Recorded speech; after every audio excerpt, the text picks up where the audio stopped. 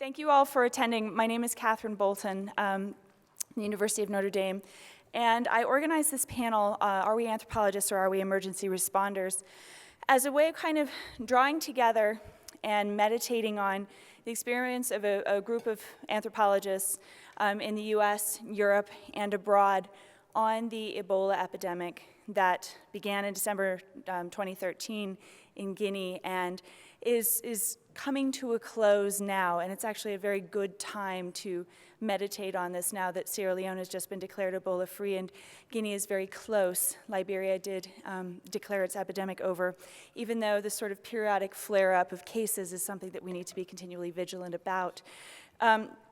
So in November of last year, the AAA convened an emergency workshop of anthropologists in Washington, D.C. to sort of put our heads together and come to grips with the epidemic and see how anthropological knowledge, anthropological methods, and just the years and years and years of experience and knowledge of this region might help inform the Ebola response in West Africa.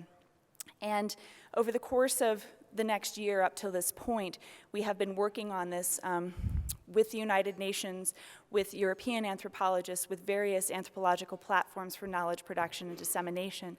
And we thought this panel would be a very good way of kind of bringing all of this together, not necessarily bringing it to a close, but just sort of meditating on the conversations that we've had, the productive activities that we've engaged in, and to think about how anthropological knowledge can start to translate across boundaries and be part of a sort of larger world of knowledge production around epidemics without privileging too much the sort of anthropological experience or anthropological expertise.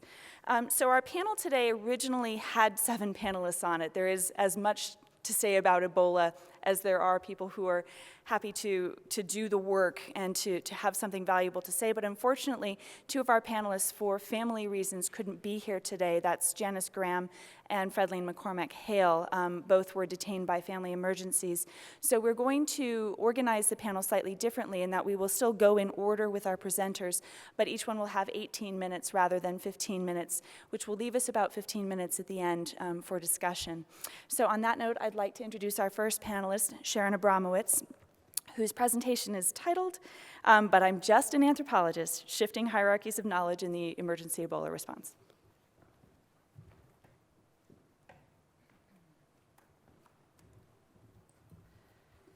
So I want to thank Catherine Bolton and Susan Chepler for organizing this important panel. I think that at this particular moment when the Ebola epidemic is still not fully resolved in West Africa, there were just 3 new cases reported in Liberia today, and there's ongoing cases in Guinea. It's important for us to recognize that the epidemic continues, but for us to also take a moment to reflect upon the nature of anthropology's involvement in the Ebola response as anthropology's collective involvement is progressively coming to a close. So the title of my talk is called But I'm Just an Anthropologist, Shifting Hierarchies of Knowledge in the Emergency Ebola Response. And this is very much drawn from my own personal experience of anthropological formation as a graduate student and also as a professional anthropologist and as a professor of anthropology at the University of Florida. And I have to say that my roots in this talk come from learning about engaged anthropology, or the principle of using anthropology for political purposes in order to mobilize social change. As a graduate student, just at the time when I was watching the country where I had done Peace Corps service, Cote d'Ivoire, move into a state of civil war. And as an anthropologist in training, I was very much without resources to impact what was going on in that situation, even though I had substantial local knowledge. This experience kind of was revivified with the West African Ebola response. And after 8 to 9 months of watching the unfolding of the Ebola epidemic from December 2013 until August 2014, I found myself in a situation where I was soliciting the American Anthropological Association, the Wenner-Gren Foundation, and a number of other partners to mobilize anthropology collectively to engage from the United States in some sort of a focused response to the Ebola epidemic, which was at that time aggressively increasing in the number of cases on a day-to-day basis and very much lacked ethnographic representation. At that particular time, I decided to work to organize a forum of anthropologists in Washington, D.C., and the first call that I made was to Mary Moran of Colgate University, a longtime friend. And when I asked her to join me on a steering committee for organizing this event, her response to me was, "But I'm just an anthropologist. What do I know about Ebola?" Right? And my response to her at the time was, "Mary, you've been studying women in Liberia for 30 years. Don't you think you know something about caregiving?" Right? And as it turned out, Mary Moran ended up digging up one of the most significant ethnographic facts that anthropologists were able to mobilize into the collective Ebola response by going into her field notes from, I believe, 1982, and finding out really significant details about funerary practices that took place in the village where she had been conducting research as a graduate student in anthropology. So this provokes really important questions about the nature of ethnographic information as it's applied to global health and emergency events, right? At the same time that Mary was expressing to me her uncertainty about the appropriateness of her engagement with an Ebola response, anthropologists collectively were confronting the crushing failure of the global Ebola response to prevent the deaths of Liberians, Guineans, and Sierra Leoneans, right? And on a one-to-one basis, many anthropologists found themselves shy to engage, myself included. It was just really unclear what it is that ethnography could bring to the unfolding of an epidemic, right? So what ultimately happened was anthropologists globally mobilized to do something, and what we did was what we knew how to do.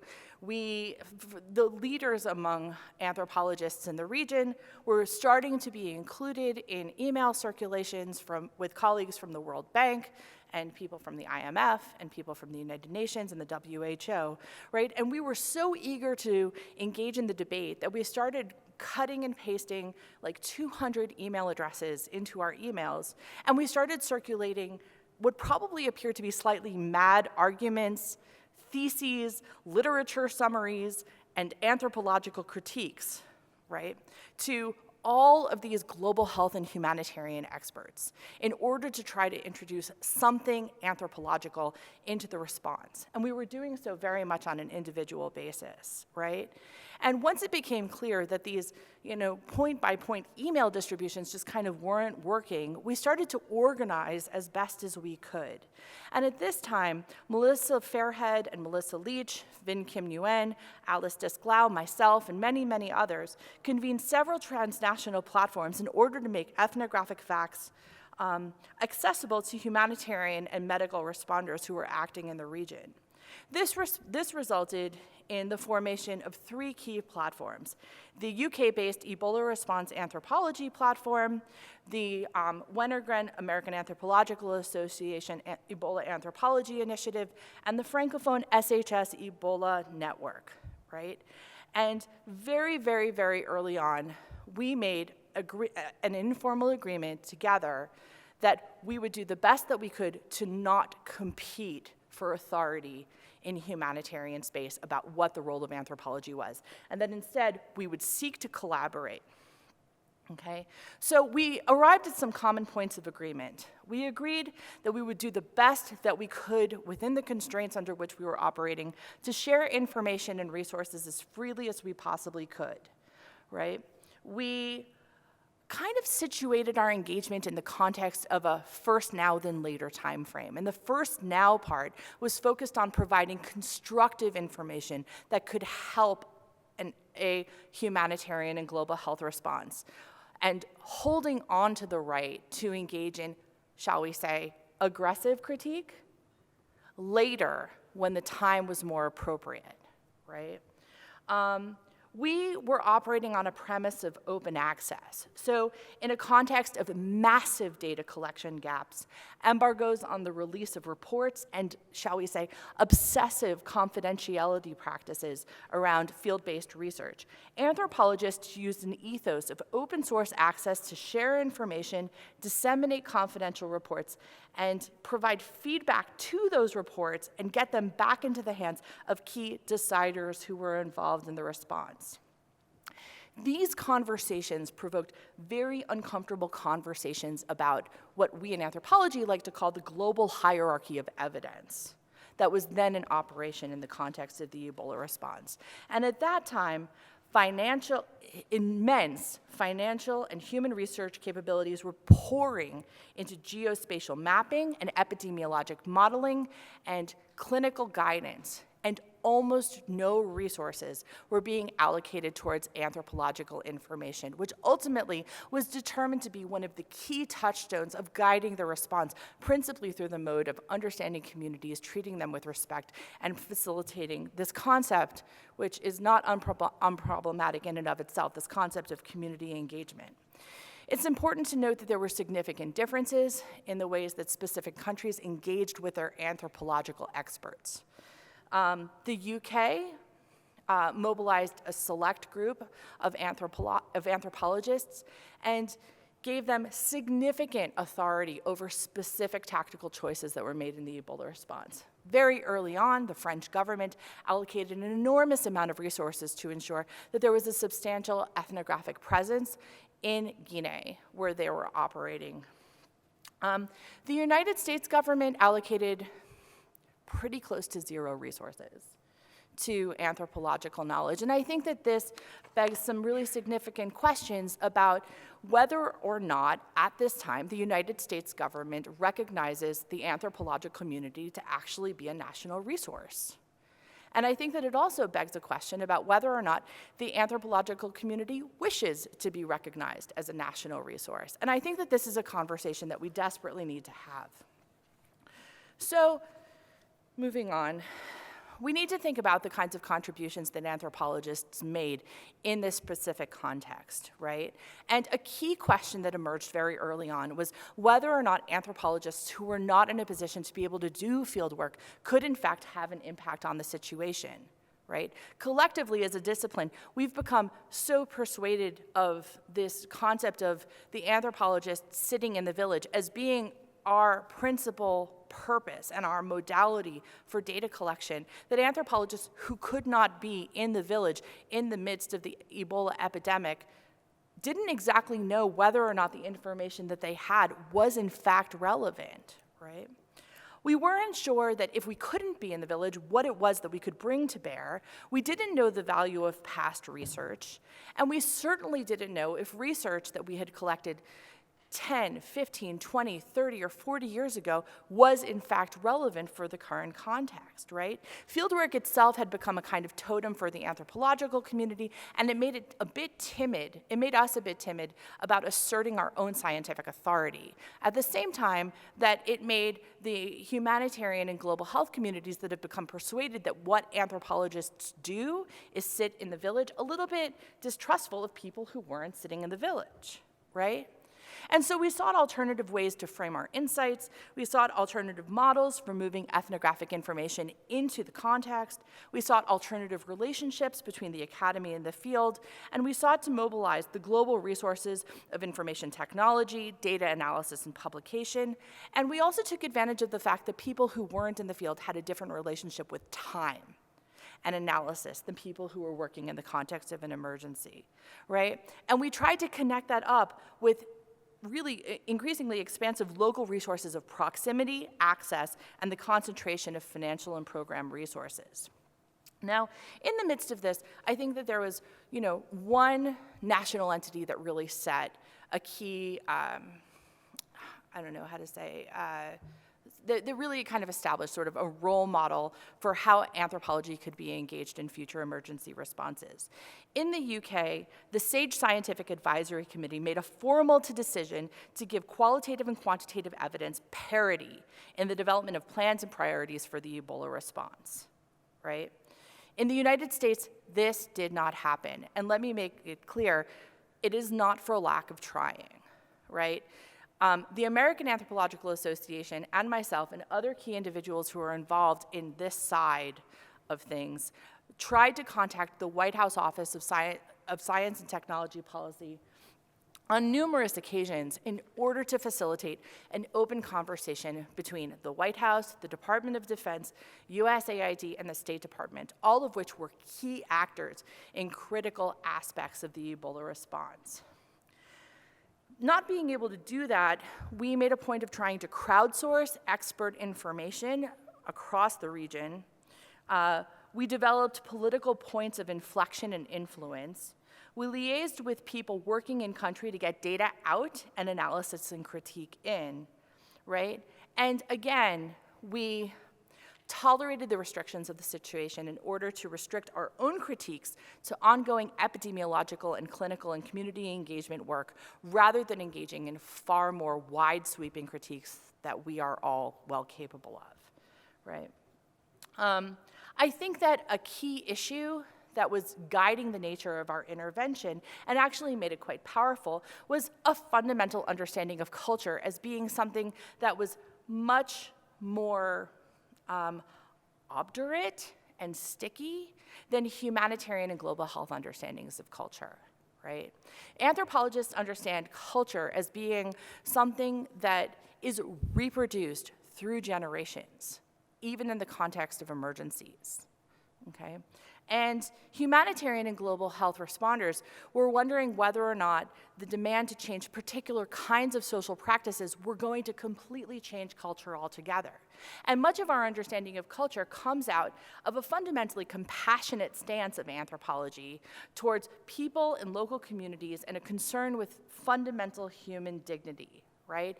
And it turns out that this very, very simple analysis proved to be an incredibly important and effective argument with humanitarian response agencies that were not being asked to think about compassion. They were principally being asked to focus on epidemiologic containment, okay? So I believe I only have about 3 minutes left. But I think that there's a few questions that I have about what it is that we did here. Were we in fact engaged in anthropology when we were engaged in this process of moving anthropological research into advocacy and politics? Was it effective for us to be trying to build relationships with key organizations at the same time that we were trying to move information into those agencies, right? It turns out that one of our principal roles was to be teaching upwards to the humanitarian establishment, right? Humanitarian responders had an expectation that the role of anthropologists was to be teaching technically downwards into the community, and we fundamentally rejected that, okay? We believed that the community actually had a fairly solid and capable grasp of what was going on, and that the people who needed to be educated were the people in key decision-making roles. And we pushed that forward pretty aggressively.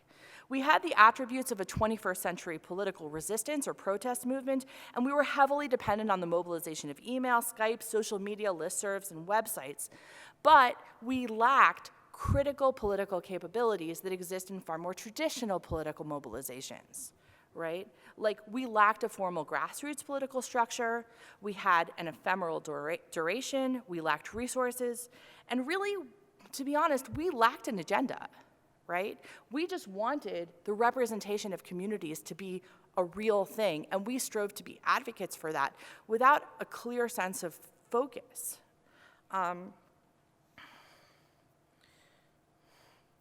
And I would say that as the emergency stabilized, the demand for and the access of anthropologists declined dramatically. As much as many of us wanted to direct anthropological insights towards post-epidemic recovery issues like health system strengthening, our feedback was either unwanted or it could not be accessed through existing structural mechanisms that are regularly deployed in humanitarian programming.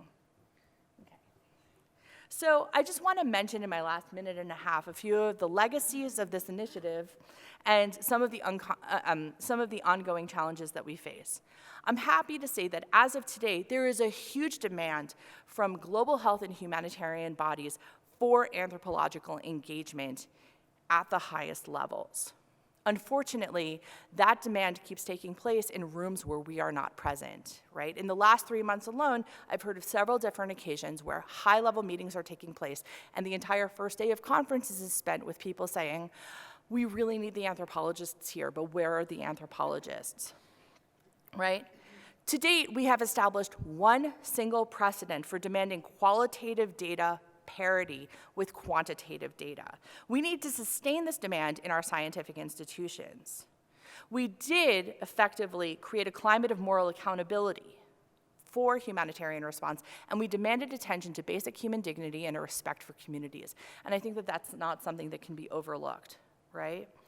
And we applied every mechanism that we could in order to do so. Now let's talk about our challenges, which are not insignificant. Frankly, and I'm surprised to say this myself, I think that our principal challenge as the American Anthropological Association is that the American anthropological community's relationship with the United States government is in a state of complete disarray, right? Even almost abandonment and mutual rejection, right? And significant steps need to be taken to repair that relationship in order to bring the collective wisdom and insights and research of this community to bear on US foreign policy. Okay. I also just want to mention that we are still struggling to define what the collective contribution of anthropological research is to specific sites of emergency. We're still dependent upon a STAR model that focuses on the wisdom and insights of a few key individuals rather than on the collectivity of our research over a long period of time in particular contexts. And I think that revisiting an understanding of what constitutes evidence, what constitutes culture, and what constitutes research can have a significant impact on how we think about engaging with future humanitarian crises.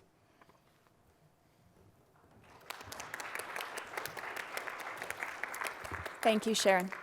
Our next speaker is Susan Shepler of American University, and her talk is We Know Who's Eating the Ebola Money, Political Effects of Perceived Corruption in the Ebola Response. Thank you to Kat for organizing this panel. Thank you to Sharon for all of her leadership over the last couple years now. And also I want to say, and I don't think we did say, that many of these papers are in a special issue of an Anthropological Quarterly on Ebola and knowledge production. So look for that hopefully sometime in the future. Next year. And so I also wanted to say I've done more applied work about Ebola with a public health colleague at my university.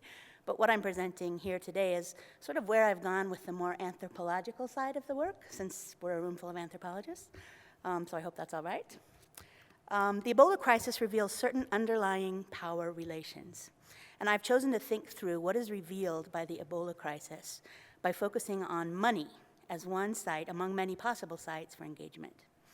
How money came into the countries to address the Ebola crisis reveals facts about international priorities, of course, but I'm interested in what Ebola money, and Sierra Leoneans in particular, beliefs about Ebola money reveal about their relationship to the state and about governance on multiple levels and scales. So it may be a little perverse to be thinking about money at a time when so many lives were on the line, but really so much in the Ebola response turned on funding flows at the top levels, but also at very small level. Is food getting to quarantined homes? Are burial teams and swabbing teams getting paid? Money and its flows and blockages was a huge part of the story of the Ebola response. And following that money was a key way that many Sierra Leoneans created knowledge about Ebola and its impact in their country.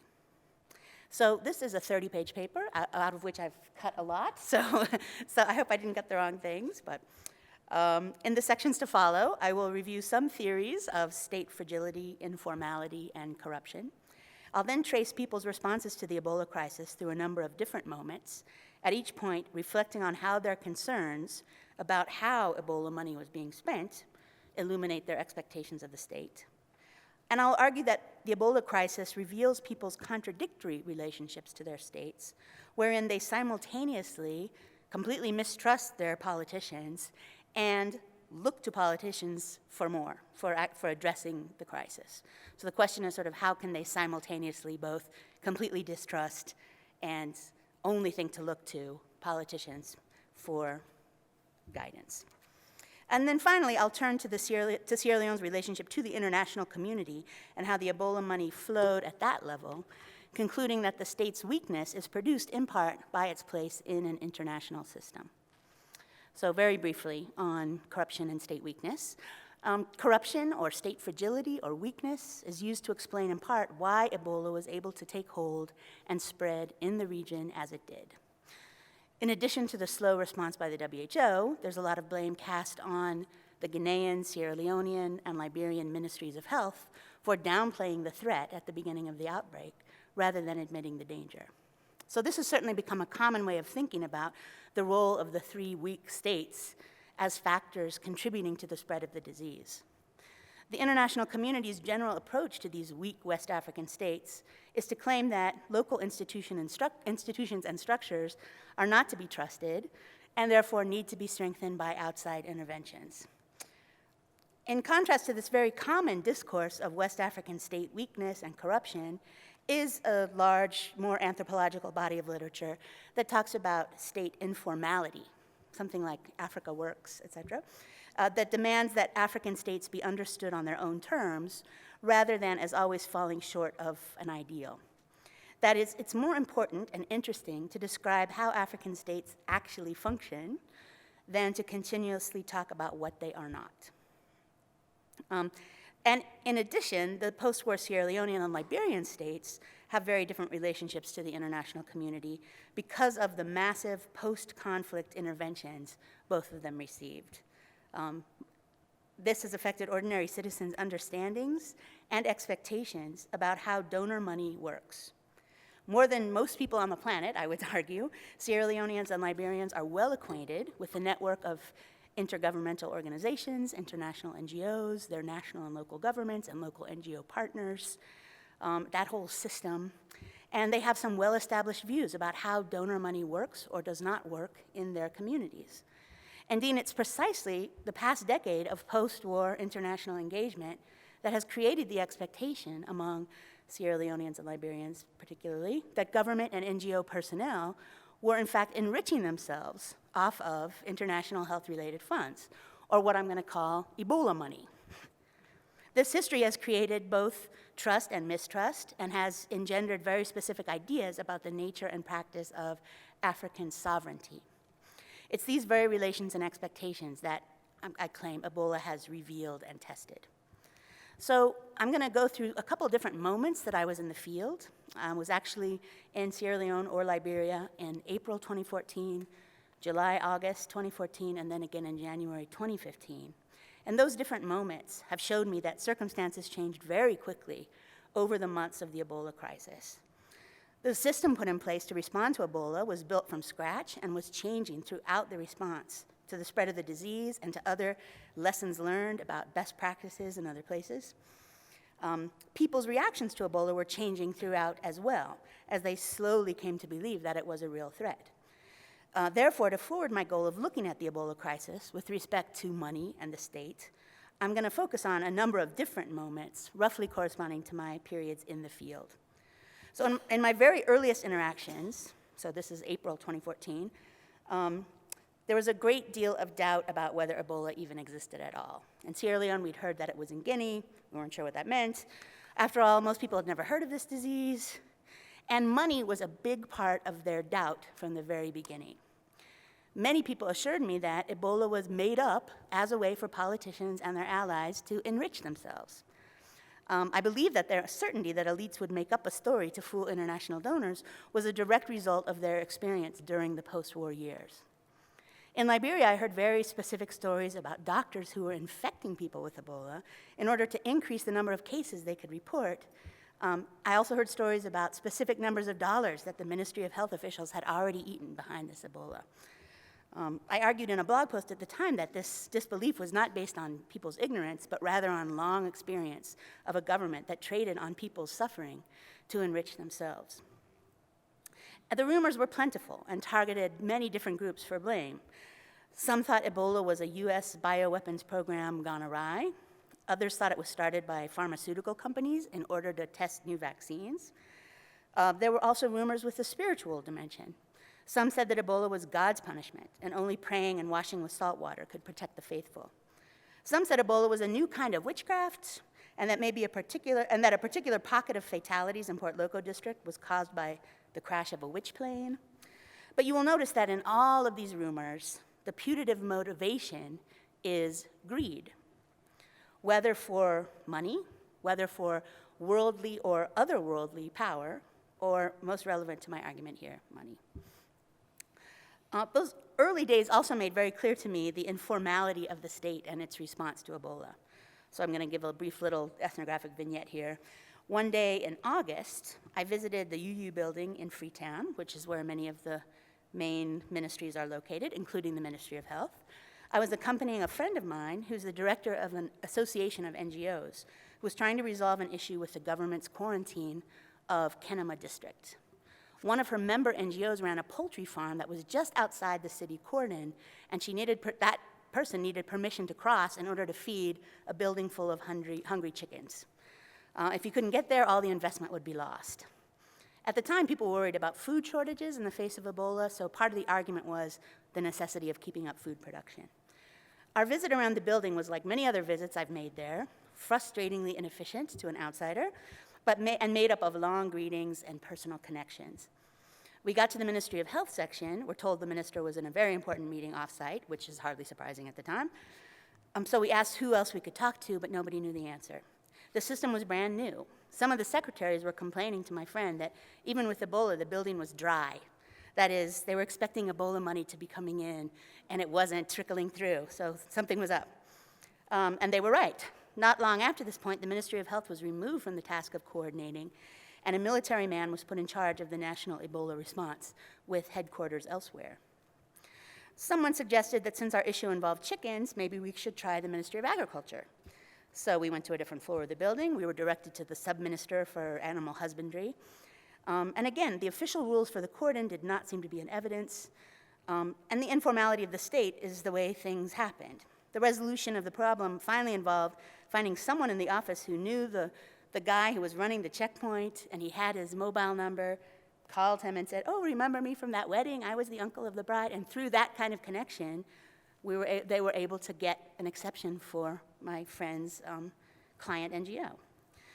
So I laughed to my friend just how typical this seemed to me, and she said, "Well, this is Sierra Leone, Yana Salon." And afterwards, she was rightfully proud of her work resolving the issue for her member. So at this stage in the outbreak, that is early on, the state ran in its usual manner. It was generally informal networks that helped solve problems and allowed things to run. Except for a few transparency campaigners, I believe that most Sierra Leoneans understand that mode of operation as the mode of governance in the country. And though there's some frustration with corruption, especially when funds do not circulate properly, there is also a certain expectation that informality is how things are done.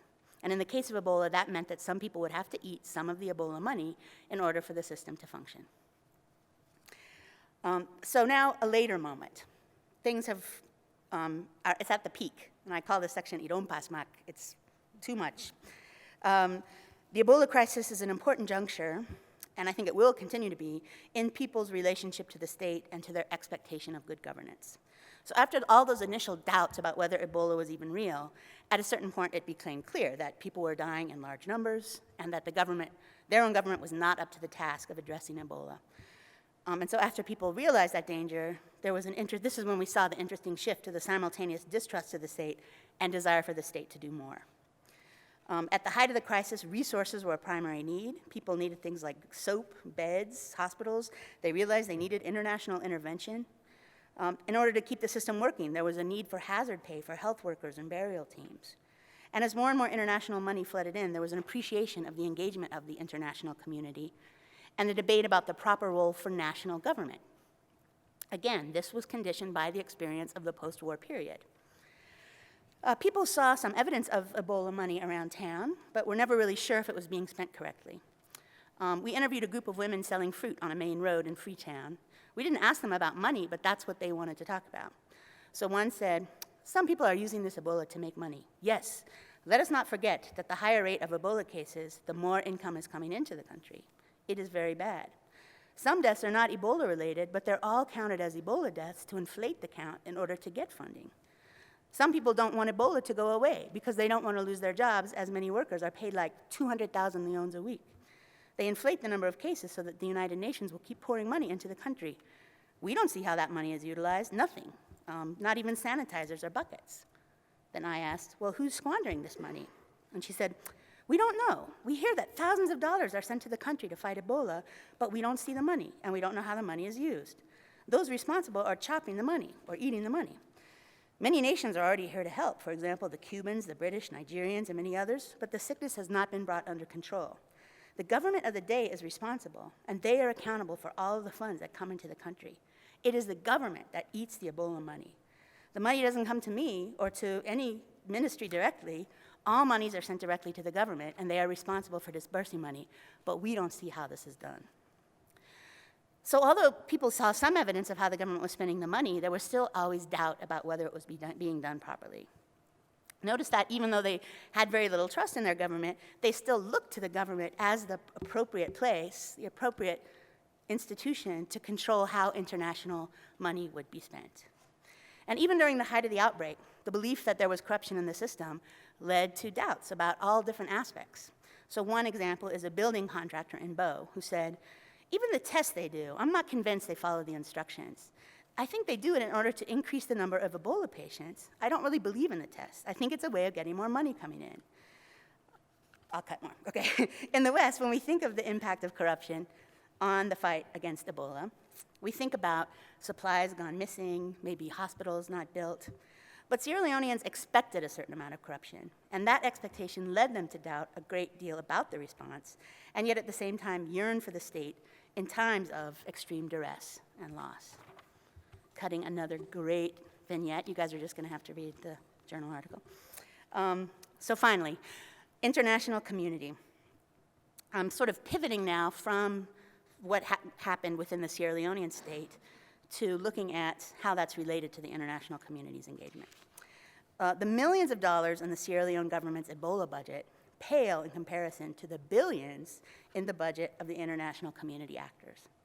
And here I want to turn to questions of who ate the Ebola money at a different scale.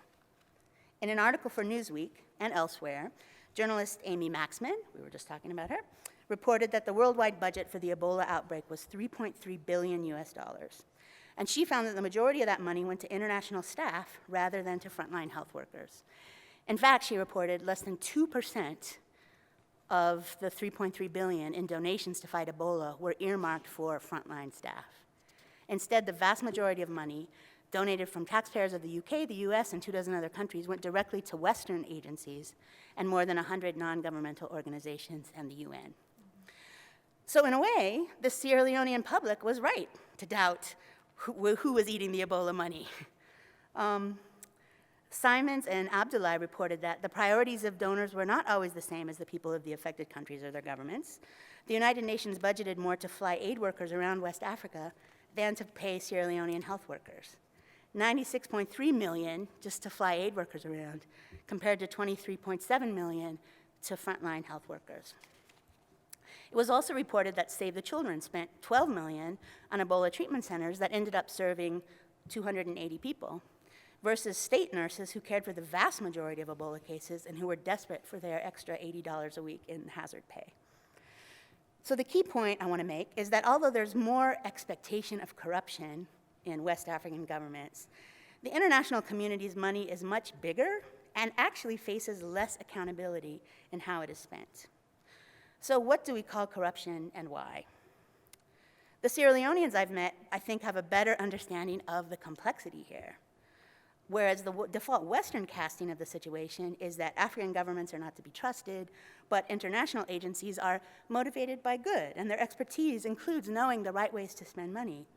And so there's this sort of corrupt below, and then the couldn't possibly be Corrupt International.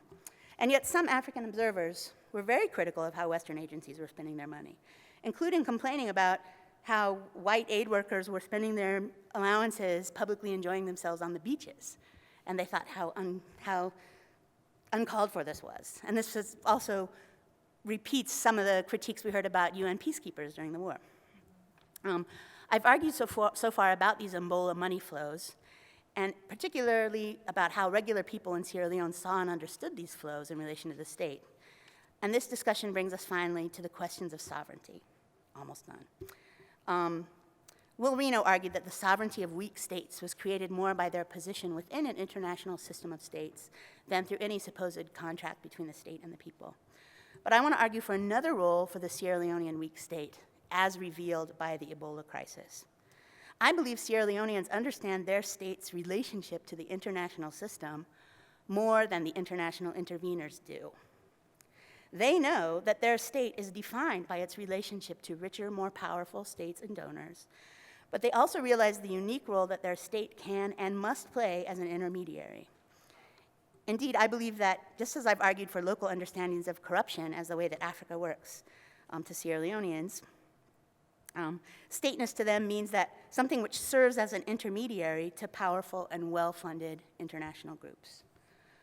I'm out of time, so I won't give you my conclusions. Thank you.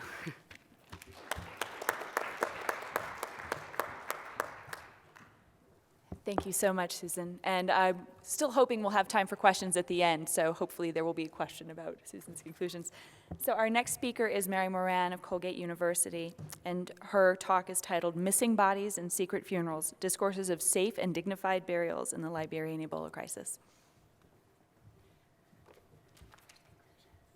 Thanks, Kat, and thanks again. We keep thanking each other, but the past year of being pulled into this response, even though I'm just an anthropologist, has really, really been transformative in many ways, and I think we all have Sharon Abramowitz to thank for that.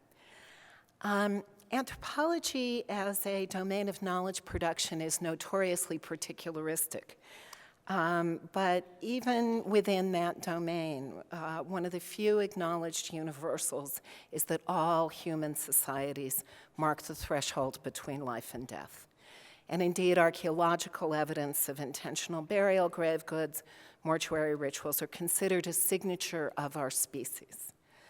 So it's not surprising that the treatment of the dead emerged as a central theme of the new knowledge about Ebola that came out of this outbreak over the past year. The greatest danger of contagion comes from late-stage bodily fluids and the corpse itself, requiring innovations in how the dead are handled, disposed of, and thought about. Early contact tracing in the initial cases in the 2014 outbreak made it clear that there was a connection between attendance and participation in funerals and emerging clusters of the disease in dispersed rural communities. Western media reports very quickly focused in on traditional burial practices as a site of contagion, of danger, and some fairly important voices on the biomedical research side echoed that. One well-cited study that was published in Science described funerals as super spreaders of the disease. When reports began coming in that people in the affected areas were resisting attempts to properly dispose of dead bodies, even to the point of attacking and killing public health officials, or that they were holding secret funerals in defiance of national policies, this proved irresistible to reporters looking for an angle on the story. This paper considers how knowledge about traditional funeral practices was produced by a diverse group of actors, united by the desire to stop the spread of Ebola, but often in uneasy alliances and collaborations with each other. These actors included biomedical researchers, medical professionals, public health authorities, anthropologists, national leaders, and, what did I do now? And journalists. And they were all kind of collaborating on trying to produce this new knowledge. specifically, and I did a sort of content analysis of both official reports and newspaper reports, press reports. The practices defined as traditional were washing or bathing, kissing, and touching the corpse of someone who had died of Ebola. And these three activities, mentioned in nearly all the reports, emerged as exotic, mystifying, practiced by superstitious people who lived in fear of retribution from the dead. Public health officials in the three affected countries and their international partners asserted that in the face of a potentially global public health emergency, local sensibilities would have to be subordinated to the more privileged knowledge of biomedical expertise. Anthropologists, including this one, participated in well, what we did was we sort of resorted to what we always do, which was we tried to place the practices that were identified as dangerous in their context, right? We always go to local context. We tried to demystify them by pointing out that open casket funerals and the kissing of bodies goes on in the United States today, although it's becoming less common. And we tried to emphasize the flexibility and creative innovations of communities on the ground. We tried to demystify the static notions of culture that most of the officials were in fact working with. But what I'm going to describe in the rest of the paper is the outcome of that negotiation between those various positions. Okay, and I like others on this panel, have cut down my 30-page journal article, so I'm trying to not lose my place in it. In this paper, I make two related arguments. One, that the knowledge produced about traditional funerals in Liberia and elsewhere in the region focused on these few key practices, which had been identified as the super spreaders, rather than on the aspects of funerals which might in fact be most meaningful to the populations involved. And second, that a peculiarly recent and middle-class Western understanding of how dead bodies should be handled and by whom underlies much of the journalism and some part of the scientific discourse as well. These key elements of washing, kissing, and touching the corpse were treated by journalists, public health specialists, and anthropologists as rituals rather than as aspects of bereavement and grieving. Most young journalists seem to have little to no familiarity with funerals and mortuary practices in their own society, let alone in others, and have little historical understanding of how recently the care of the dead became professionalized in the West. A journalist who contacted me by phone to inquire why, and this is a quote, why Liberians would risk their lives doing secret burials, admitted that United States Army Rangers and Navy SEALs take pride in risking their lives to recover the bodies of fallen comrades. By rendering basic, almost universal aspects of respect for the dead as strange, exotic, dangerous, and irrational, all of the different constituencies participating in this knowledge production obscured the similarities between these practices and what constitutes dignified mortuary practice in their home communities. In addition, a generational distance from direct experience with death and dying, noted by Renato Rosaldo in his classic article, Grief and the Headhunter's Rage, accounts for some measure of the bafflement which created evidence that Liberians and other West Africans objected to the suspension of local funerals.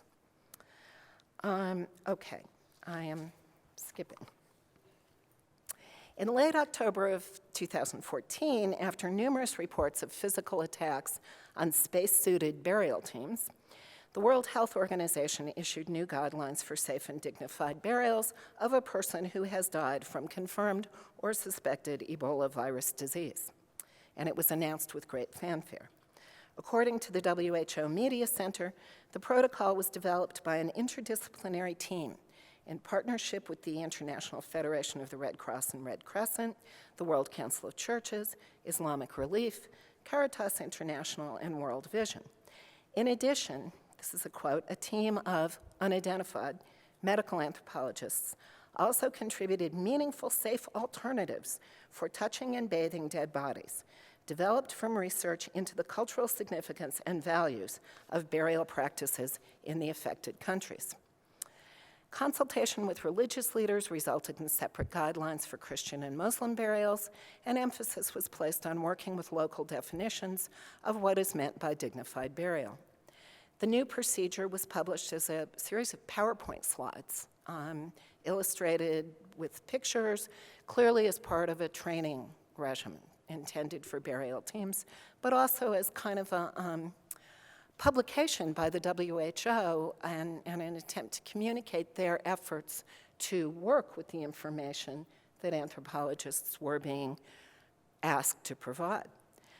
The introduction to the PowerPoint presentation notes that obtaining the cooperation of the bereaved family is of utmost necessity, and in bold type, the introduction states, no burial should begin until family agreement has been obtained. The next two consecutive sentences underscore the contradictions embedded in the protocol. The handling of human remains should be kept to a minimum, always take into account cultural and religious concerns. Okay? So, the PowerPoint outlines 12 steps for burials in rural as well as urban communities, clearly incorporates suggestions made by anthropologists, including some of us at our conference a little over a year ago in Washington. It included items like allowing family members to take photographs of the deceased from a safe distance, describing procedures for a dry ablution, a ritual which could substitute for the normal washing of a corpse required by Muslim burial practices. One could argue that a whole new domain of knowledge, comprised of a combination of anthropological sensitivities with biomedical and public health practice, had emerged in producing a model of a safe and dignified burial. And this, as I said, was out and available by October. It's clear that the medical professionals were responsible for the safe aspects, while the anthropologists provided the dignity. Okay. I'd like to move on now to talking about dignity. I'm skipping all my kissing and washing and touching part, which is the really good part, but a minimal definition of dignity, and for this I am going back to those 30-year-old field notes, to funerals that I observed in southeastern Liberia back in the 80s. A minimal definition of dignity I'd like to illustrate here with a case in which it was almost abrogated. And I observed this in detail when an elderly woman in southeastern Liberia died unexpectedly, leaving no children, no husband. She had spent, like many Liberians of her generation, she had spent much of her life outside of the country as a labor migrant in Ghana, and had returned to find most people she knew gone, dead. She was living kind of precariously with patrilineal relatives, but they really were not taking a lot of responsibility for her. When she passed away very suddenly, the elder men of the family gathered, and this particular family had a number of other deaths, unexpected deaths in the recent past. The financial outlay for a funeral is considerable, and this family was close to impoverished by this time. So they decided there was no money to hold a wake, to buy a casket, to do all the normal things, and they just said, we can't have a wake because we can't pay for a casket, and you can't have a wake without the body, and if we didn't have the body in a casket, that would be undignified. So they were just going to bury her in the ground. Now, several women in the family, again, sort of tangentially, affinally related, decided this was intolerable. One took some of her own savings, went to a local carpenter, commissioned a plain wooden box. By this time, the body was beginning to smell. So the next problem was how to make time for the box to be finished. And another woman went with a bottle of liquor to a local part-time embalmer and got him to embalm the body for 2 days so that a dignified wake could be held. A local church donated the services in their facility and their choir, so a wake was very quickly cobbled together. Rapidly and efficiently, dignity was constructed out of a network of female friends for a person with no resources of her own. Now, in this situation, many of the features mentioned as culturally central to the resistance of traditional West Africans during the Ebola epidemic were just not present. There were no concerns about the spiritual protection of the larger community from a vengeful ghost, which was emphasized in a lot of the anthropological response, or of concern with clarifying lineage property rights and marriage payments. The woman had been poor and harmless in her life, and no one expressed the opinion that she would become less so in death. She was simply recognized as a fellow human being, and as such, her remains could not be treated like an animal. The important issue was that she be present at the commemoration of her own life, and that presence required a few things like a coffin and embalming. So that question of human dignity, in many cases, I am arguing here, we've been focusing sort of on the wrong things. In his classic essay, Grief and the Headhunter's Rage, Renato Rosaldo reflected on how his own understanding of the anthropological creation of knowledge about death was changed by the tragic loss of his wife, Michelle Rosaldo. Quoting, "One should recognize that ethnographic knowledge tends to have the strengths and limitations given by the relative youth of field workers, who for the most part have not suffered serious losses and could have, for example, no personal knowledge of how devastating the loss of a long-term partner can be for the survivor." Obviously, we can include all of the participants in this conversation in that category, although he was talking about young field workers. Rosaldo continues, "Ritual itself is defined by its formality and routine. Under such descriptions, it more nearly resembles a recipe, a fixed program, or a book of etiquette than an open-ended human process.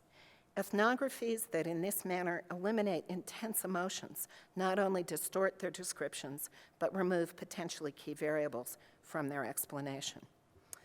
What would it look like, or what would it have looked like, if we as anthropologists privileged the process of mourning over the ritual process of funerals? Would we find the dignity that came so naturally to the women who patched together a good enough wake and funeral for a virtual stranger back in 1983? Would this new knowledge be helpful in interpreting the resistance to safe and dignified burial protocols that continue in this day in some parts of the region? Would there be a way of making the body or its symbolic equivalent present that could be consistent with the biomedical standards of safety, perhaps transparent plastic body bags, or some other alternative? If anthropologists attempted to rewrite those WHO guidelines from a perspective of bereavement rather than ritual, what would they look like?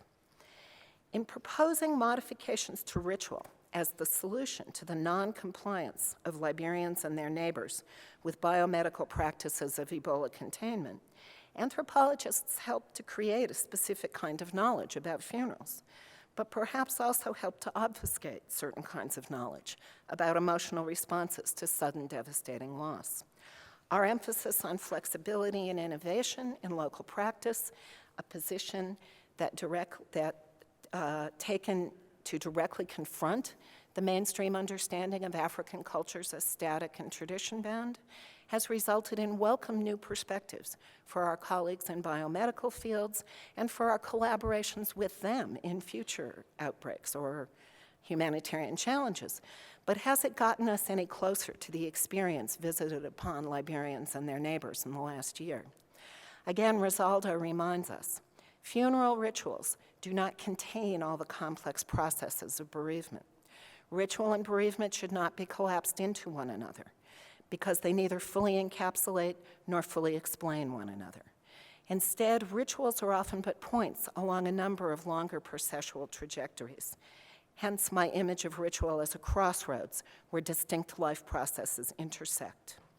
How different would our knowledge about the processes of bereavement in the West, African Ebola epidemic look if we as anthropologists had paid as much attention to emotions as we did to ritual practices?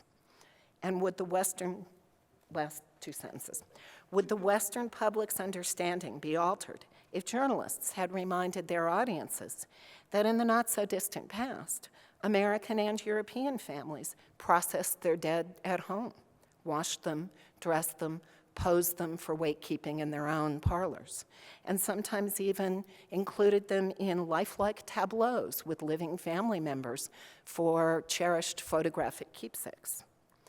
Could knowledge about traditional African funeral practices be therefore humanized and generalized rather than reduced to an inferior form of knowledge vis-a-vis biomedical truth? Or when the next Ebola outbreak occurs, as it inevitably will the protocols and rituals developed in 2014, the PowerPoint training protocol that now exists, that didn't exist before, will that provide the template upon which the next wave of rage and despair is to be safely contained within ritual parameters? Thank you.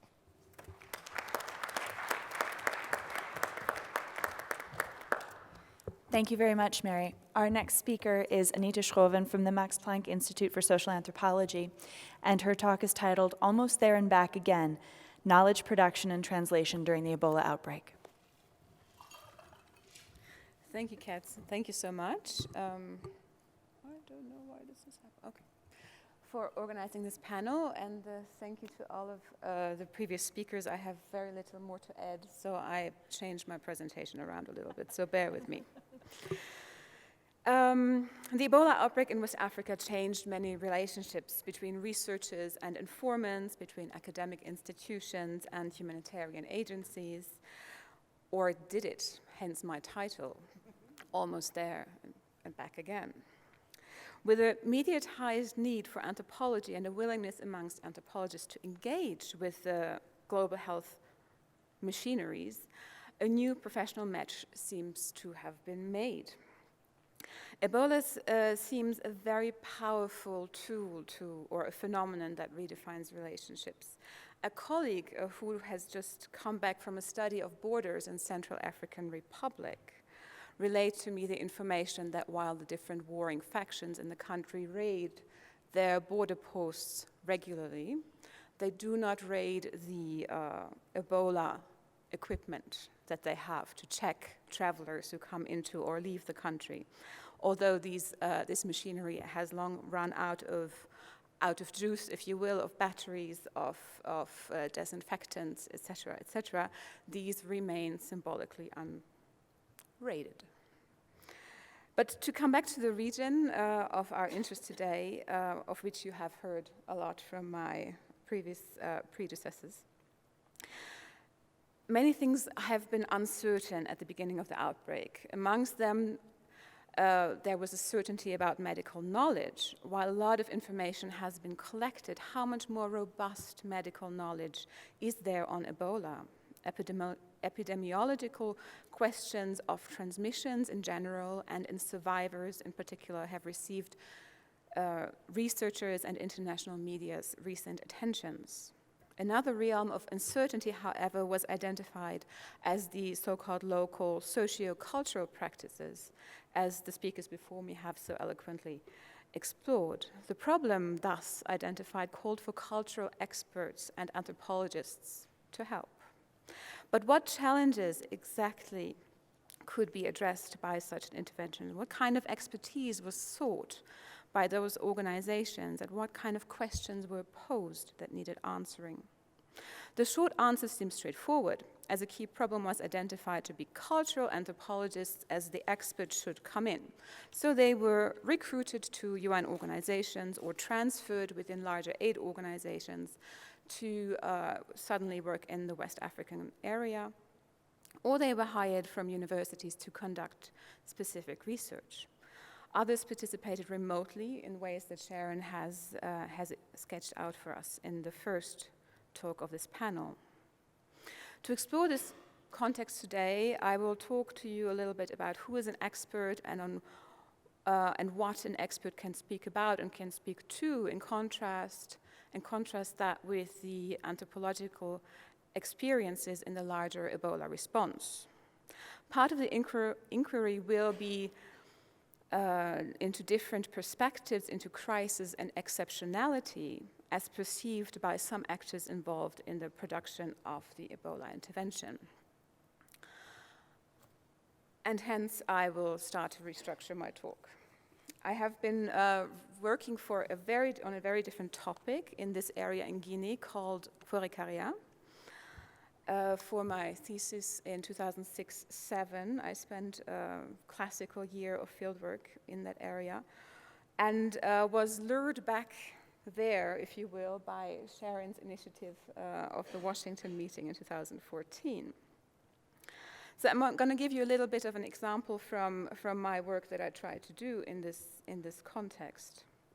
So context, as I said, anthropologists are really good in looking at that, embedding the phenomena into the larger context to yield deeper understandings and show the complexities of real life. This, however, is a question of priority and negotiation as well, as I can illustrate with the following context that addresses the so-called resistance of communities. There are maps like this showing the intensity of community resistance across Guinea. They exist for other countries as well. Community resistance became very quickly a key word in the challenge to end the Ebola epidemic. And this was based on harsh categorizations of conforming with epidemiological and medical information in the processing of the sick or dead bodies, and categorizations of community politics in times of crisis that should warrant exceptional behaviors, and hence the categorization of events that may have multiple roots and no unilinear explanations. Especially after the attack on Wome in Guinea in September 2014, the worry of violence against Ebola workers was very high in Guinea.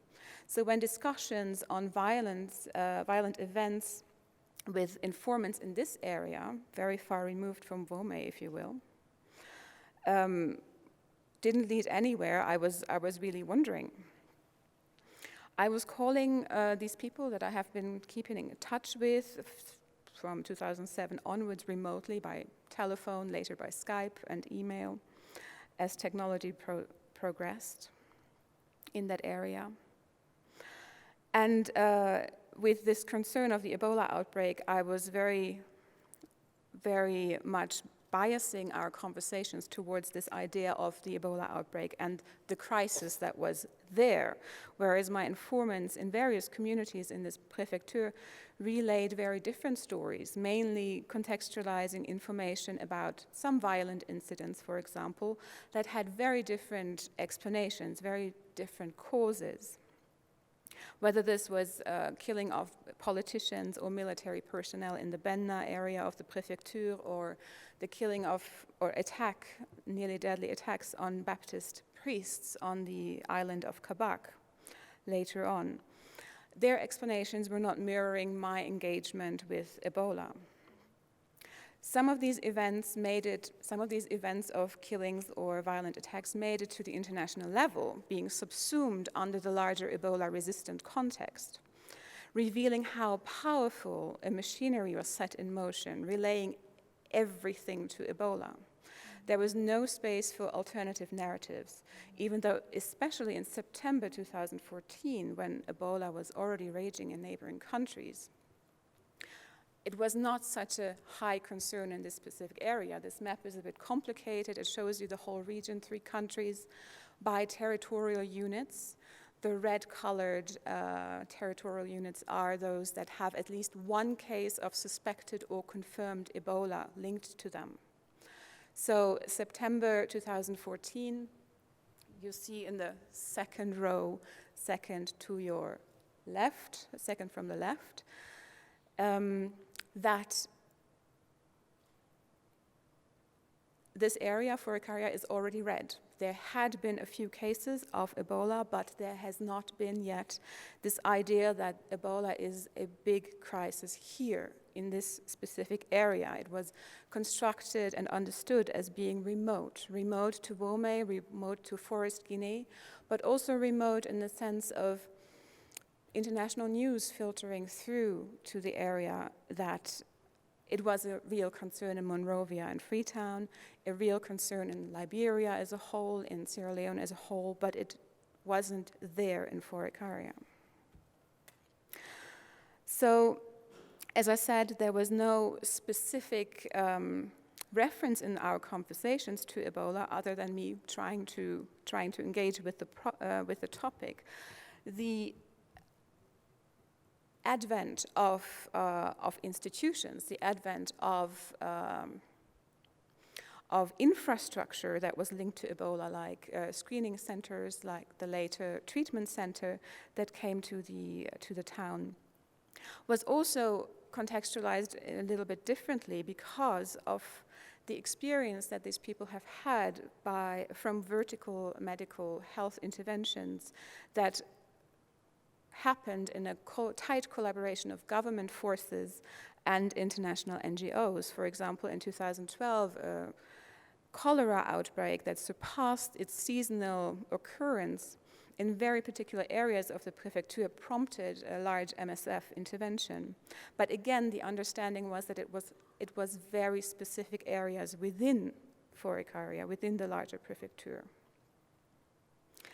Again, these local experiences and these reflections between the perception of cholera 2012, MSF intervention, and the 2014 advent with Red Cross and other organizations, later MSF came as well, had little space in what was actually brought into this area by the government or international intervention. There was also not a lot of validity to such alternative narratives, as many local communities were disqualified from voicing their perspectives to events on moral grounds of having failed to collaborate with the so-called rational and scientific ways of the Ebola response that had been working in the larger region in these 3 countries for such a long time and should have been already absorbed into these local communities. Even when I was inquiring about Ebola ties into these violent events, people did not yet perceive themselves and their lives directly dominated by Ebola, but rather by an international crisis that was affecting national government and that was affecting national economies, rendering their lives very, very difficult, but not very much differently in quality than what they had already been experiencing in the last 10 or 20 years. So people were referring to familiar exceptionalities of events, people's motivations, politicians' actions, and finding my inquiries about potential Ebola links rather strange. While there is a conceptual discrepancy between people's perspective of that an exceptional moment or event, of what an exceptional moment or event is, what a crisis is, to what the international intervention was projecting onto the whole region, there's also discrepancy in the understandings of emergency crisis and exceptionality between humanitarian organizations and the social science knowledges of such periods in time. While interventionists may believe that their routine work in crisis is normal to them, it would constitute an abnormal period, it would constitute an abnormal period, a realm of exceptionality to the local population.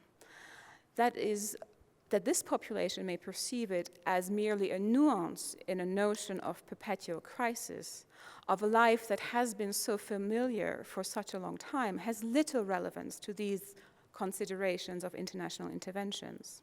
And again, I must recall that these thoughts are directed to a particular time and space in the Ebola outbreak. However, it sheds light into the discrepancies between crisis and normality, the fluidity of the familiar and the strange, because it also had, and this is grave, because it also had very practical consequences in light of, for example, national and international organizations not engaging with community-based organizations in this area, or not engaging with very specific ones who questioned the larger narrative.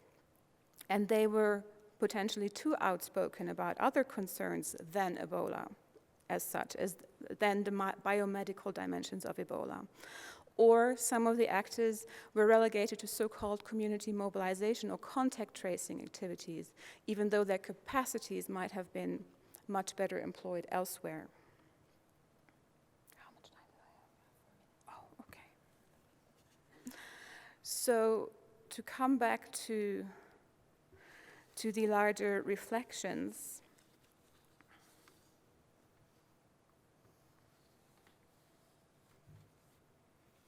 I might as well conclude.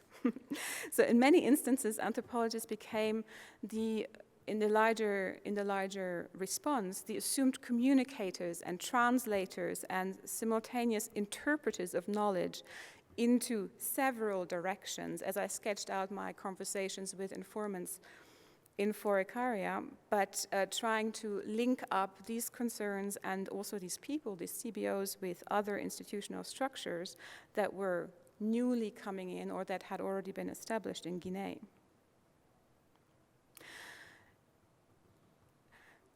This happened just as anthropology was by some actors black-boxed into being the discipline that translated across language, across culture, across disciplines, across communities of practice, and across political lines of communities that were trying to protect themselves, communities that were afraid, and government machinery that was very much pushed by an international machinery kicking into crisis mode on the national level. Such interlocutor positions throw into relief the underlying assumptions of familiar and strange knowledges of anthropologists and their work with humanitarian or emergency interventions, which are not new at all. I want to highlight this. But nevertheless, the intensity of engagement between these different groups was certainly much more relevant in the Ebola outbreak and intervention than in any other case before. The hierarchies of knowledge that I sketched out in this example of resistance, community resistance, show how much power relationships play a role to defining categories, defining events, defining also the ensuing actions and activities as reactions to the aforementioned events, to which maybe anthropological knowledge can contribute, but it is a question nevertheless in the routines, in the familiarity of routines of these humanitarian and political actors, how much they can think outside log-frame logics that have been implemented to maximize efficiency in a very managerial way.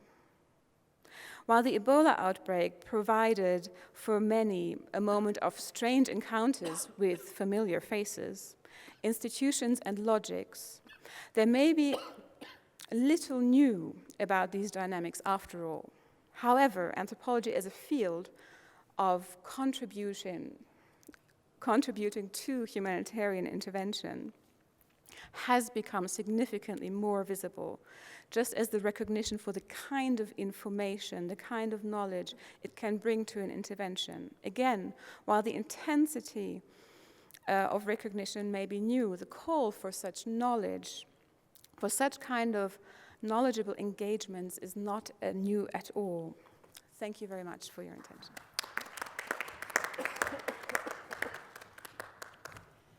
Thank you very much, Anita. Now, because Fred Lean could not join us, our final speaker is Juliet Bedford from the University of Oxford, the in-house anthropologist for UNMIR, negotiating the Ebola response. Thank you. Thanks to Kat and Susan for organising the panel, and thank you to all of you. I appreciate 5 o'clock on a Friday afternoon when you've had several days of a AAA conference is a difficult time, so we appreciate your patience with us. As Anita just touched on at the end of her paper, there has been a long history of anthropologists being engaged in different types of humanitarian emergencies and being engaged in different types of ways as well. And that has really led to the development of a humanitarian anthropology, which, rather like some of the old debates in what is the difference between anthropology in public health and anthropology of public health. So unlike other colleagues who were in the field during the Ebola response gathering data, I was in the field, but it was a different kind of field. Hence my title of my presentation today, the in-house anthropologist for UNMIR, slightly with my tongue in my cheek. Really, a lot of the job that I had in this role was synthesizing and operationalizing material that was being gathered by colleagues on the ground, but also that was being provided remotely through the different platforms and the different types of engagements, and I'll touch on some of that later. So in my paper, I really want to touch on 3 main sections. The first is to give you an overview of UNMIR, of how and why it was set up, what its mandate and objectives was, and then initially how it was rolled out in the ground. The second section is something about my role in UNMIR.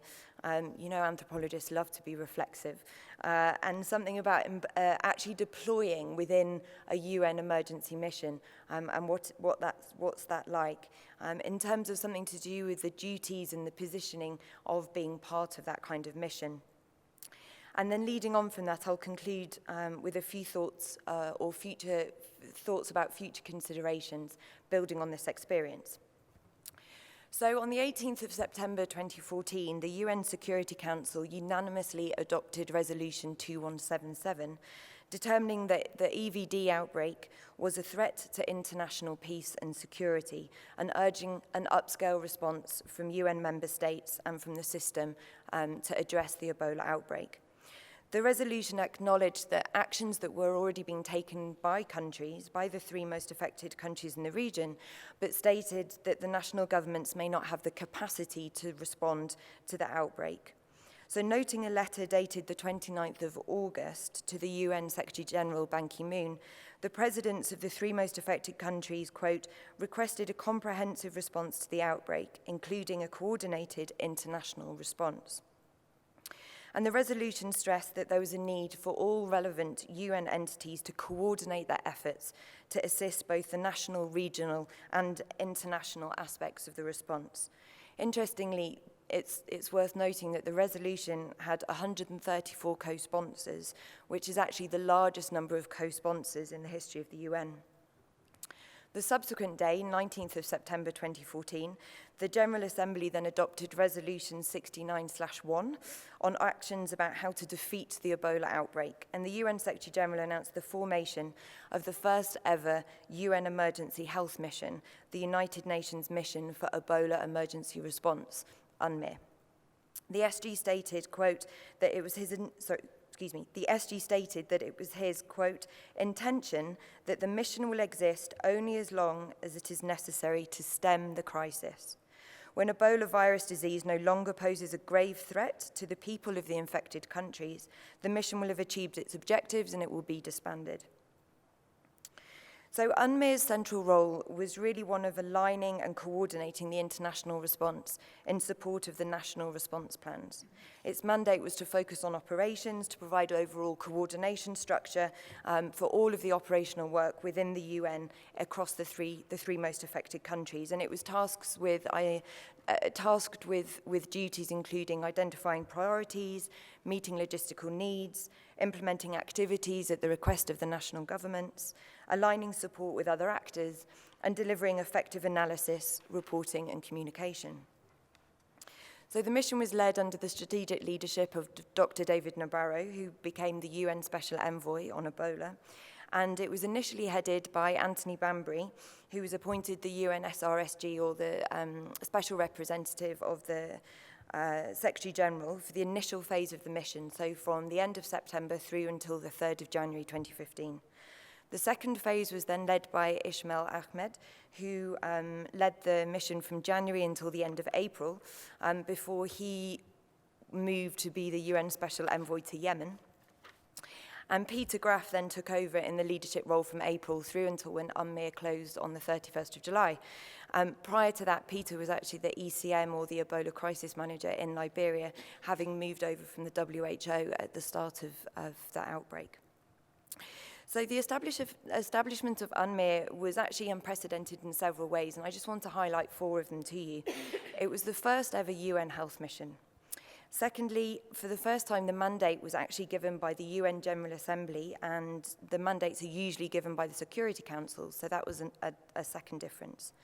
Thirdly, the operational function of the mission was not a normal UN operation based on decision-making across the UN agencies and departments.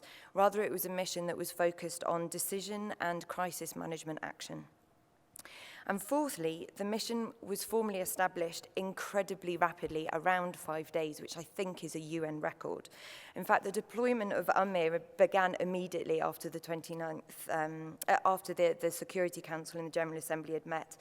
Anthony Bambry arrived in West Africa on the 29th of September, and advanced teams were deployed to the 3 countries, so that by the 1st of October, the mission's headquarters had been established in Accra, and the country offices had been set up in Monrovia, Freetown, and Conakry. So UNMIR, this new and very strange animal, was suddenly formed. It was suddenly on the scene. And it was a difficult time because other agencies like MSF, IFRC, the WHO had already been working on the Ebola response for 9 months at this point.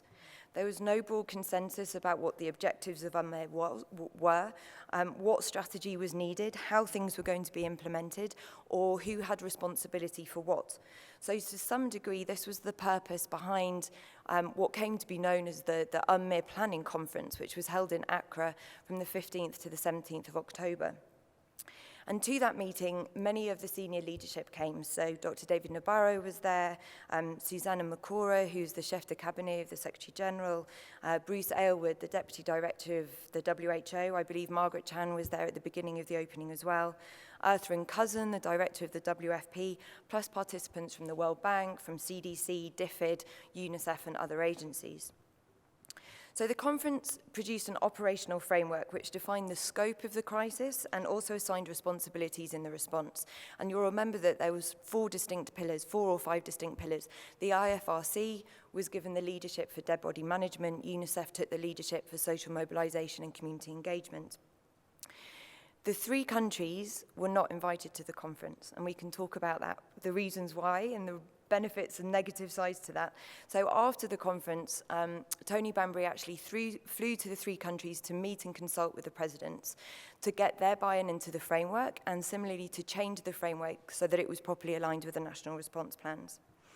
Now, in the Stocking report, the analysis of the WHO in terms of their response to the Ebola outbreak, the panel argued that if the WHO had sought support from UN agencies and humanitarian actors, including the UN Interagency Standing Committee, if Margaret Chan had actually announced Ebola as a public health emergency of global concern earlier on, and I quote, then resources could have been made available and known systems put in place, and these might have averted the crisis that led to the need to establish UNMIR.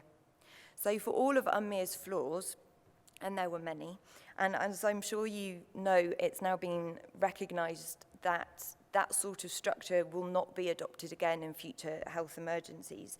We do have to remember that UNMIR was set up at a specific time for a specific reason, and much of that was to do with a vacuum of leadership. Having said that, although people recognize the need for sort of this command and control that UNMIR was meant to bring, actually in practice it was very difficult to get buy-in from the different agencies, and the whole mantra of one UN really was very difficult to get traction. There was huge issues of politics and territory, and many of those issues actually weren't resolved even until the end of UNMEER. So how did I get involved? In a non-Ebola life, I run an organization called Anthropologica, which focuses on applied anthropology and global health. And a lot of the work that we do is from working with communities, looking at their perceptions and experiences of seeking healthcare, and then using that as an evidence base to help agencies and international partners, local NGOs, ministries of health, specific hospitals, so very multi-level, build an evidence base around the interventions with the ultimate objective that it will increase utilization and have a positive impact on health outcomes. So I was first contacted by the SRSG's Chief of Staff on the 29th of September, asking if I'd be interested in coming to work in UNMEER. I admit I was at first very skeptical, partly because many of the initial conversations I had were with colleagues from the Boston Consulting Group who were doing a lot of the strategy building around UNMEER at that time. I then went to Somaliland, where I was engaged in an ongoing project, and then I got another phone call on the 14th of October whilst I was in Hargeisa saying, can I get to Accra by tomorrow for the first day of the conference? So just a word about deploying with this kind of emergency mission. Nobody bought me a plane ticket. I had to pay my own plane ticket. Getting out of Hargeisa to West Africa is not a very easy thing to do at the best of times, let alone being given a 24-hour window to do it. When I arrived in Accra, let's just say that the human resource people were rather surprised to see that I was there, even though the senior leadership knew that I was coming. Later on, when I deployed to Liberia, I basically had to sign a waiver that if I got sick, because I'm external to the UN, they couldn't guarantee that I was going to be looked after. There was no medical evacuation at the time. And actually, when I landed in Monrovia on a UN plane, one of the UN planes that Susan mentioned earlier, I basically had to talk my way into the country because the customs officials wouldn't accept my official UN documentation. Just a note about deployment. So in terms of the working environment in Accra, it was extraordinary. Just to give you a snapshot, a standard working day would begin at about 5 o'clock in the morning. With calls, with Skype messages, checking in with Sharon and other colleagues. Breakfast, 7 o'clock would be the school bus to the office, which at that point was a WFP Forward's logistics station based at the airport in Accra. We then worked the whole day in an open plan office until about 7 o'clock in the evening, with the highlight being the sandwich man arriving at 1 o'clock in the afternoon when everybody would run down, pick up their sandwiches and then go back and eat them at their desk. We get back to the hotel about 7:30 and then generally work on till about midnight. And we were doing this day in, day out, 7 days a week, until, again, the human resource people became a little bit concerned about this and so said nobody could come to the office on a Sunday, which of course meant we all carried on working just as hard, but from the hotel on a Sunday. So from the start, there was recognition from the senior leadership in UNMEER that they wanted to incorporate the knowledge of anthropologists, social scientists, regional specialists into the response, but there was no real strategy about how to do this and no mechanism about how to bring that expertise to bear. I didn't have a terms of reference. I didn't get any formal briefing when I arrived, so it was a very steep learning curve for all of us. Sharon has already spoken about how the different anthropology platforms were set up, but I have to say that I could not have done my work in the way that I did without those platforms. The ability to crowdsource information from a large number of hugely knowledgeable, very engaged, very committed professional anthropologists, regional specialists, and other social scientists was invaluable, and I can't stress that enough. Plus the perspective that the platform was able to give from trusted colleagues who were working remotely, and again, Sharon mentioned this temporal element, provided a huge amount of insight and also a great deal of support. So I know that there is this tendency for anthropologists to be overly reflexive, and there were certainly many moments that were very Woody Allen in terms of the angst that we were all feeling in terms of what we were doing. But I have to say that that level of critique and the level of doubt was not just being experienced by us, it was being experienced by everybody in this response because of the unprecedented nature of the outbreak. So time is limited, so I just want to highlight a couple of different work streams. Firstly, something just briefly to speak about the briefs that we produced during this sort of October to December period. We were recently at a conference in Halle that Anita Chauvin and Rosemary Beck had organised, and a colleague said that, a colleague of hers who had been in a health facility in Sierra Leone had received one of these briefs and thought, what has this got to do with me and my practice? My response to that is, from my perspective, it's fantastic that those briefs actually circulated as broadly as they did, but it's worth remembering that they were actually written with a very specific remit in time, and that was to get key considerations to the right people at the right time in a way that could be readily understood and absorbed. The one piece of advice that I did get when I joined UNMIR was from Richard Reagan, who was from the WFP and at the time was the head of logistics for UNMIR in Liberia. And based on his long experience of other crises and humanitarian engagement, said to me, write us 2-page briefs. If you can get it on 1 page, great, but otherwise 2 pages is an absolute maximum. And so this is what we did. We've been criticised for being reductionist, and of course they had to be reductionist to fit on 2 pages. But my counter-argument would be that they were based on a huge amount of knowledge and expertise that colleagues who had been engaged in the region for a long time had to offer. In Liberia, a lot of the work that I was doing was actually in support of the national government through UNMIR's remit to support the national response plans, particularly through the IMS and the PACE, the President's Advisory Committee on Ebola. It was very clear at that point that obviously the numbers weren't telling us everything, so much of my work was to do about finding entry points for using qualitative data to complement and supplement the routine epidemiological data that was being presented. And because I was actually positioned within UNMIR, remembering its remit to foster coordination and collaboration, I was in a very fortunate position that I was able to sidestep a lot of the interagency politics, or at least negotiate a way around some of them, but it wasn't easy. Anthropologists were being rapidly deployed to West Africa, and in Liberia we actually managed to form a small group of anthropologists who were on the ground. But to be honest, it was a little like a microcosm of the whole response. It was difficult to get traction as people were pulling in different directions, had different agendas and different responsibilities.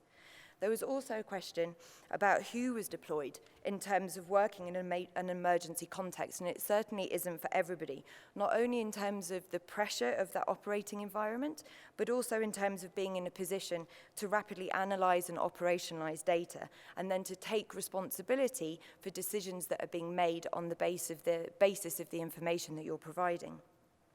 And this comes back to Anita's critique about how the knowledge was being packaged. We had colleagues who were out on the ground doing really, really interesting, very important work, who weren't able to even share with us their preliminary findings. And eventually, when their report came, it was March, by which time Liberia had no cases anymore. So yes, it's great, we're building an evidence base for next time, but in my role, it didn't help me operationalize that material to better shape interventions on the ground. So just in conclusion, a couple of quick points. We've been discussing a lot within anthropology as a discipline about what Ebola and the Ebola outbreak has meant for us. And I think that many of us have become much more articulate about what we can and what we can't do.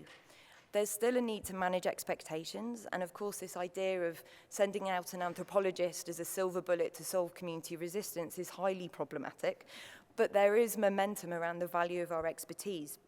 And I think this is borne out in the ongoing discussions and recommendations that are coming out of the various panels, evaluations and future planning exercises, including the Stocking Report, the SG's high-level panel on global response to health crisis, the National Academy of Sciences Commission on the Global Health Risk Framework Initiative, and even on the external evaluation of UNMIR itself. The trouble with lessons learnt is that whilst they might be learnt, albeit to varying degrees, actually changing the structure to ensure that lessons are applied remains incredibly challenging. And I appreciate that many similar conversations as this happened after SARS, after H1N1. But for lots of reasons, I do think Ebola was different. And we know that these kinds of complex challenges are not going to go away. It's worth remembering that at the height of the Ebola outbreak, the UN was dealing with 6 other level 3 emergencies, including Syria, Iraq, the Central African Republic, South Sudan, Palestine, and then, of course, there was the earthquake in Nepal. Undeniably, we still have a lot to learn. There are many things that we could have done differently. There are many things that we could have done better. But I think that these debates are actually wider than the role of anthropology in the West African response. I was at the lunchtime session today of conversations around ongoing engagements with Nepal post the earthquake, and many of the issues that colleagues were bringing up there were very similar to the ones that we've been talking about over the course of the last 18 months. About community engagement, about resistance, rumours, the politics of aid, the involvement of youth as first responders, building back better, recovery, ongoing food insecurity, how to monitor and evaluate the impact of anthropologists and anthropological knowledge in these types of engagements. And interestingly, they talked a lot about the use of social media, which is something that I think we could actually learn from in terms of the West Africa response. Of course, there is a difference between natural disasters and public health emergencies, but I do find in my own work that it helps to be a pragmatic optimist, and I'm confident that anthropologists do have a very relevant role to play, not only in development work, but in shaping future public health emergencies and other humanitarian crises. Thank you.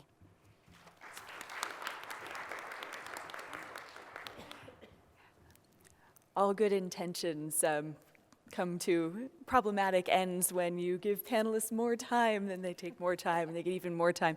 So what was supposed to be 15 minutes for questions is now 3 minutes for questions. So if you have any questions, please direct them to the panelists.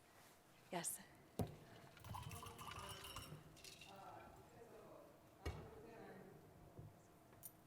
Hi, I'm going to be very quick. First of all, I'm Dr. Rani Galamondeke. I'm a native of Congo, but I live in New York City, where I teach at New York City College of Technology, the CUNY, the City University of New York. So first of all, I want to thank you so much, and I commend you for the all work you did. And as an anthropologist myself, living in New York City and teaching a course of African government, I wanted to follow up the Ebola crisis. And my work, or my pilot study, had, started following the discussion of President Barack Obama at the United Nations, September 2014, at the General Assembly, okay? So he called all the African head of state to address the program and give them, urge them to go and attack the problem. So from that time, myself and my student, we've been following the responses. My study is the responses of African heads of state to the crisis, to Ebola crisis, following their speech with President Obama. So I can tell you that sitting here this evening, in my study saw different approaches. We saw political approaches to this, and you have addressed that. And the money question, that's the question I want to ask now. The money approach, I also saw economic approach to Ebola crisis, okay? So now that you have identified this, this issue, key issue of economic and people making money, my question to you is, what type of recommendation, practical suggestions or recommendation we can come up with to solve that? Because you're right, it's a money problem, economic approach. And the other quick question to the cultural aspect, or the questions that the speaker with the dignified burial raised, you raised so many critical questions to this. Do you have some kind of answers or suggestions to that? And thank you.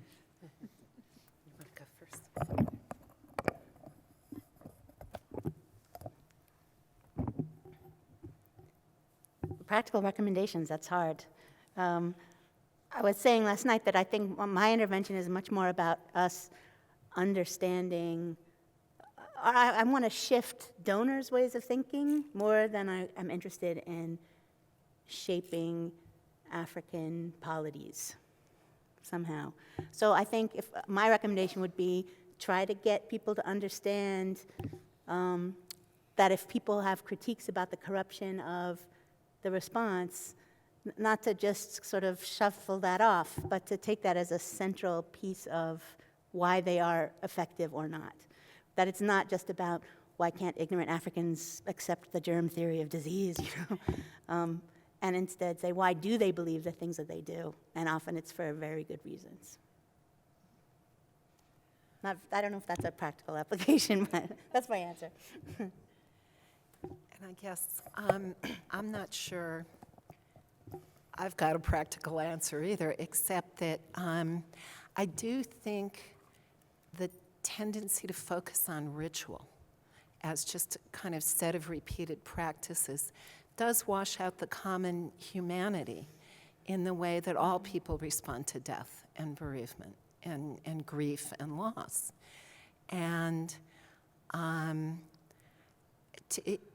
maybe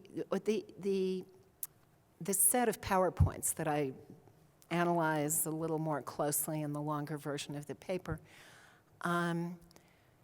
as I said, and it was a product of that moment that Juliet's been describing, that everybody's been describing when of course you want some way of stopping additional infections, protecting people, some way of keeping those who have been caring for the sick and the dead safe. But I really think maybe those, before the next outbreak, that PowerPoint sequence ought to be revised to really put less emphasis on ritual and steps of ritual and more on bereavement. And Rosaldo's piece, and in the longer version of the paper, I talk more about, observing Liberians who were bereaved in their behavior, that there's a rage, there's an anger that's kind of almost directed at the person who's gone for leaving. And that often that rage, which may have been a big part of the response to burial teams, that was understood as motivated by fear, if we could understand that as motivated by grief, then there might be a more, less of the distancing and othering and of treating the response as, well, these are people who need new rituals, and more in terms of these are people who have just suffered terrible loss, and how does any human being respond to another who has suffered terrible loss? Yeah.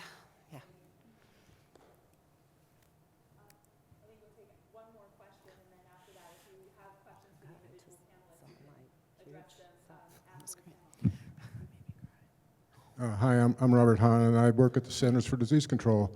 And I'd like to thank you, Kat, for organizing this panel, and in particular Sharon and Julia and Anita for their incredible work keeping this project, the anthropological response, going.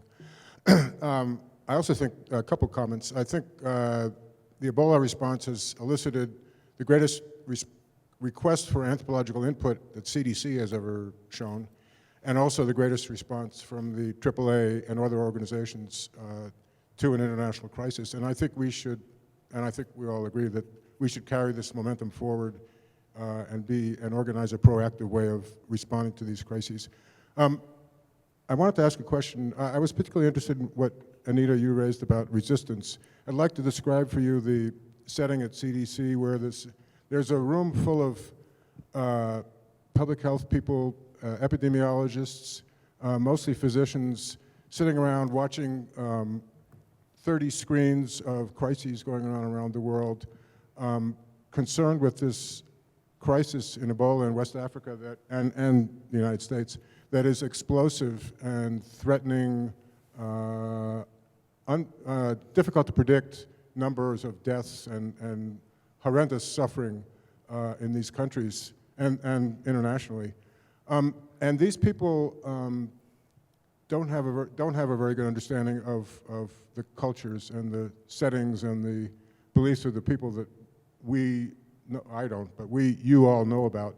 And so when they see a village that does not accept our help, and they see it as resistance, and obviously there's a lot going on there that they don't understand, but for them it's an incredible anxiety-provoking moment, and they don't know what to do about it, and it's a threat to the project that they have, and I think we share that project of stopping the spread. So just to give you a picture of the other side of that, that powerful phrase, resistance, and there's a lot behind it, but for them it's a powerful threat to their project.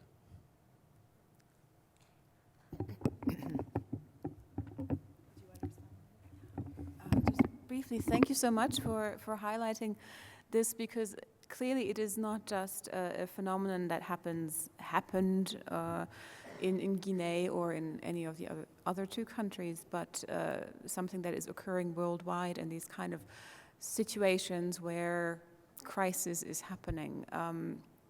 I referenced Central African Republic just now, and there are other things going on in the world that are quite remarkable. It is nevertheless, maybe with this particular anthropological knack of pointing out context, that I think it is important to emphasize that life is happening even when there is an Ebola outbreak. And part of this life are political tensions, family feuds, etc., whatever normal life consists of, and that doesn't go away. So there is a nice expression, a scary expression in Guinea, règlement de compte, and there is an experience of seeing moments when national political leadership is weak, that local incidents of violence flare up, because there is this perceived opportunity of now acting out or now régler le compte. Yeah. And that is part of life. That is not only part of life in Guinea, it's also elsewhere. But this has to be taken seriously, how also the international intervention with its particular timing of crisis that covered the country, that covered the region in a very different way than local populations in their various locations actually experienced the timing of crisis and their own definition of crisis, how these interact and how actually one can produce the other, and hence contribute to opening these spaces where accounts can be settled. So I think there needs to be a deeper understanding into these mechanisms of co-constructing crisis, co-constructing the perception of exceptionality. And that is something that we need to understand better for current and future engagements in these kinds of not only health emergencies, but general interventions. Thank you. Thank you everyone for attending. I'd like to thank my panelists, and please address any questions to the panelists that you have afterward.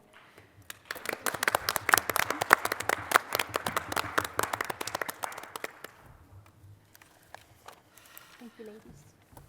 Thank you. Wow. Yeah. Thank you so much.